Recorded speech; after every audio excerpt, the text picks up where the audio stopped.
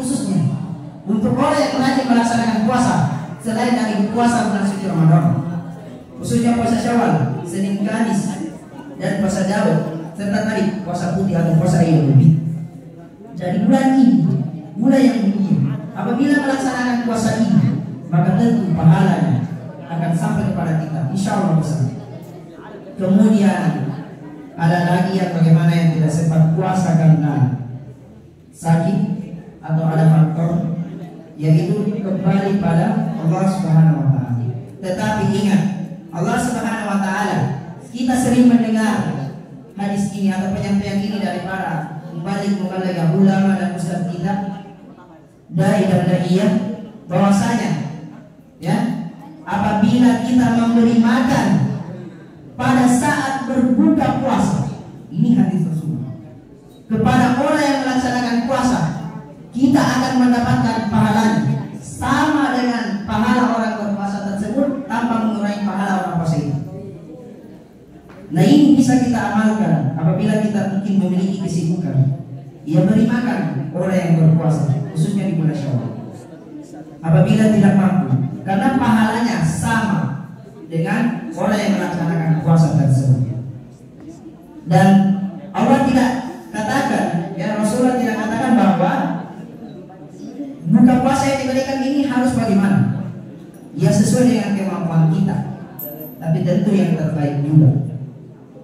Misalnya kita hanya mampu memberikan 10.000, tapi dengan 10.000 itulah yang akan ditaruh menemani kita di hari kemudian. Dengan 10.000 itulah pembiasaan sedekah yang kita lakukan di bulan Ramadan, yang kemudian dijemput oleh Syawal. Bagaimana pembiasaan itu kita hidupkan kembali? Karena hadisnya adalah tadi, bagaimana memberi makan orang yang berpuasa, maka puasanya kita akan dapat pahalanya tanpa mengurangi pahala orang tersebut. Jamaah yang insyaallah dirahmati oleh Allah Subhanahu wa Ta'ala, jangan kita hanya menggugurkan kewajiban. Ingat, kenapa ya ada puasa sunnah ya, dan ada sholat sunnah? Karena belum tentu hal-hal ibadah wajib kita sudah maksimalkan selama waktunya, sehingga ada ibadah sunnah yang masuk untuk menyempurnakan ibadah-ibadah yang wajib. Ibadah-ibadah yang wajib ini tertutupi dengan ibadah-ibadah sunnah kita. Maka penting juga kiranya memperhatikan sunnah. Karena kenapa? Inilah warisan Rasulullah SAW. Rasulullah sebelum meninggal menitipkan hadis yang terakhir. Ya. Rasulullah tidak menghiraukan dirinya pada saat sakaratul maut. Rasulullah tidak menghiraukan keluarganya, sahabatnya. Tapi siapa yang Rasulullah ingat? Umat. Hanya umat.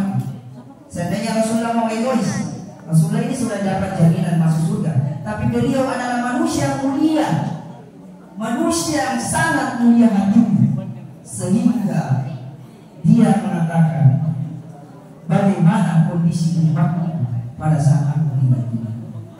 Baru dia tenang. Dan apa pesan Rasulullah?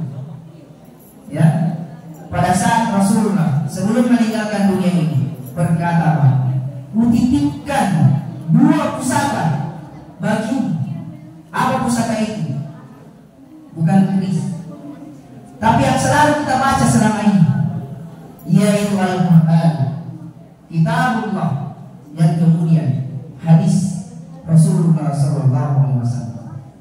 Nah, makanya saya katakan tadi, hal yang wajib dengan sunnah ini adalah satu kesatuan yang saling melengkapi, saling menyempurnakan. Apabila kewajiban itu hanya untuk kita sendiri dan hanya untuk kepada Allah, maka sunnah masuk untuk menyempurnakan ibadah kita, baik puasa kita, sedekah kita, infak kita, maupun segala perbuatan-perbuatan kita.